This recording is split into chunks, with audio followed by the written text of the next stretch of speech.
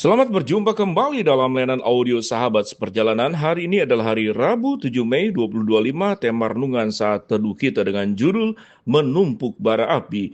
Firman Tuhan terambil dalam Roma 12 ayat yang ke-20 sampai dengan ke-21. Tetapi jika seterumu lapar, berilah dia makan. Jika ia haus, berilah dia minum. Dengan berbuat demikian, kamu menumpukan bara api di atas kepalanya.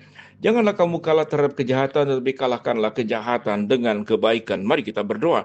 Bapa yang di dalam sorga, biarlah kami tidak menumpuk bara api di hati kami, tapi menumpuk bara api di orang-orang yang melakukan kejahatan.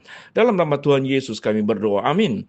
Shalom sahabat seperjalanan yang dikasihi Tuhan. Di dalam doa pembukaan yang disampaikan tadi, ada kalimat, janganlah kita menumpuk bara api di hati kita, tetapi kita menumpuk bara api di orang-orang yang melakukan kejahatan. Kalimat ini tentu sesuatu yang sangat berbeda, punya makna yang mendalam.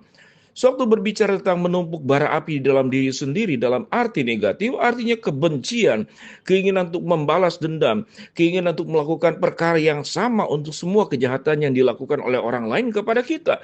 Kalau orang menampar pipi kiri, kita akan tampar juga pipi yang sama.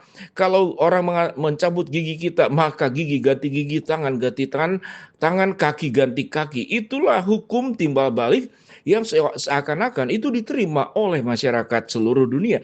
Tetapi yang menarik rupanya Tuhan memberikan hukum yang lain yang bernama hukum kasih. Hukum kasih tidak semua orang menerimanya, khususnya bagi mereka yang keinginan membalas dendam untuk setiap kejahatan yang dilakukan pihak lain kepada kita. Bagaimana dikatakan bahwa kita harus menumpuk bara api di kepala orang dengan melakukan sebuah tindakan yang sebaliknya?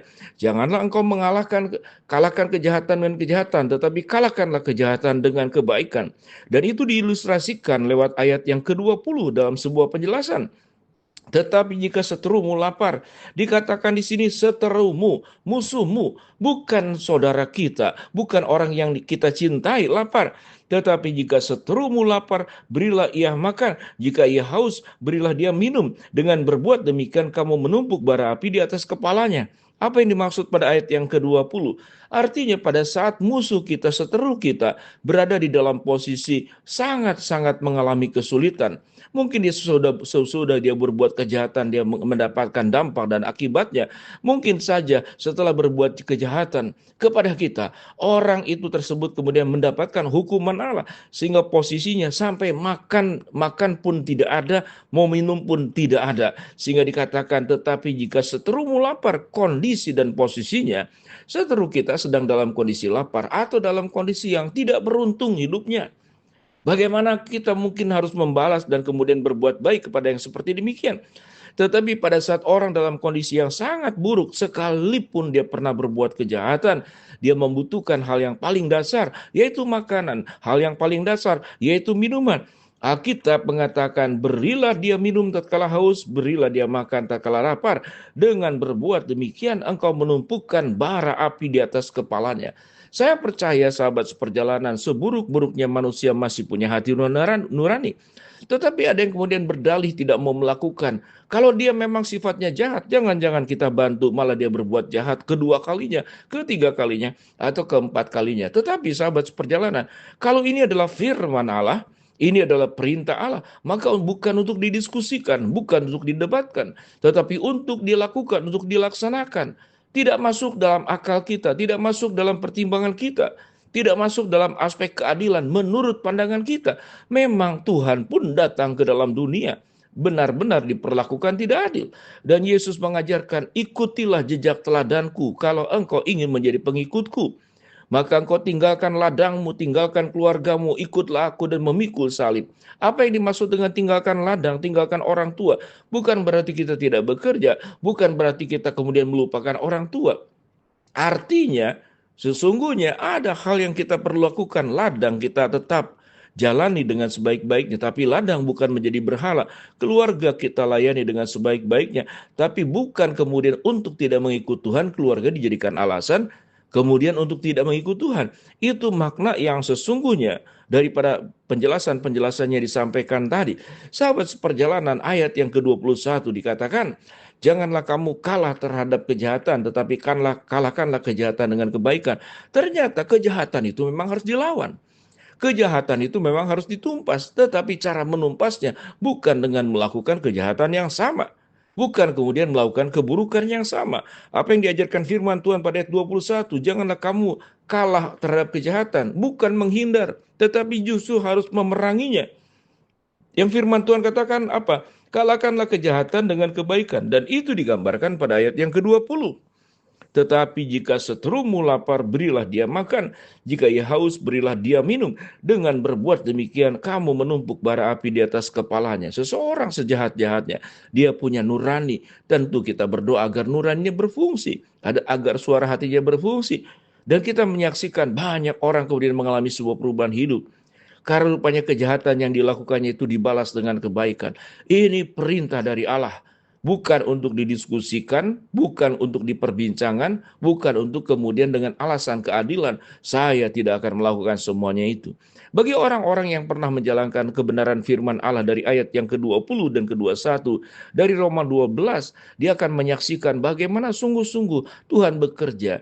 Kita tentu mendoakan bahwa setiap apa yang kita lakukan hal yang baik kepada seteru kita, itu firman Tuhan, yang karena itu firman Allah yang memerintahkan, maka kita percaya ada berkat Allah, ada kuasa Tuhan yang terjadi di dalam proses kita mengampuni, di dalam proses kita mengalahkan kejahatan dengan kebaikan.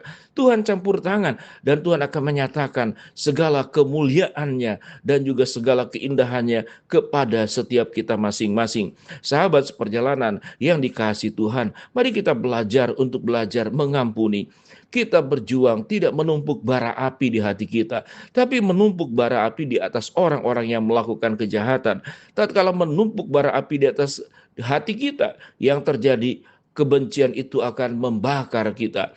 Tetapi kalau bara api disimpan di kepala orang, orang itu akan berpikir keras, tentu bukan apinya yang terbakar, tapi otaknya akan berpikir, bagaimana mungkin ada orang yang setelah aku berbuat kejahatan kepada yang bersangkutan, tidak hanya tidak membalas dengan kejahatan yang sama, tapi membalas dengan kejahatan dilakukan dengan kebaikan yang kemudian itu akan membuat dirinya sendiri sedang menumpuk bara api di atas kepalanya.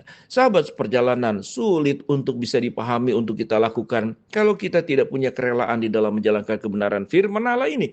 Tetapi kalau ini adalah sebuah perintah yang sudah Tuhan nyatakan kepada kita dan kita lakukan dengan rela, tanpa berdiskusi, tanpa berdebat, kita menjadi orang yang taat sepenuh-sepenuhnya.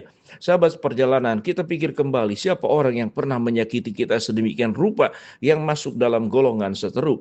Yesus sudah memberikan teladan, tidak membalas kejahatan dengan kejahatan, tetapi membalas dengan kasih dan anugerah serta keselamatan yang diberikan kepada manusia. Kita tidak bisa mengikuti Kristus sampai 100%, tapi minimal firman Tuhan berkata, hendaklah engkau sempurna seperti Bapamu yang di surga juga sempurna. Dengan cara bagaimana?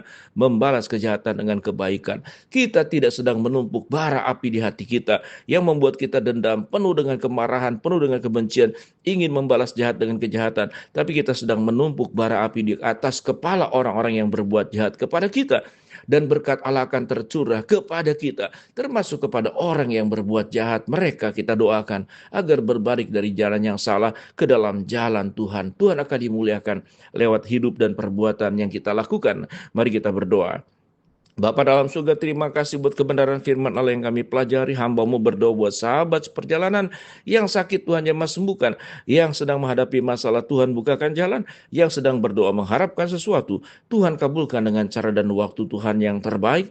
Di dalam nama Tuhan Yesus kami berdoa. Amin.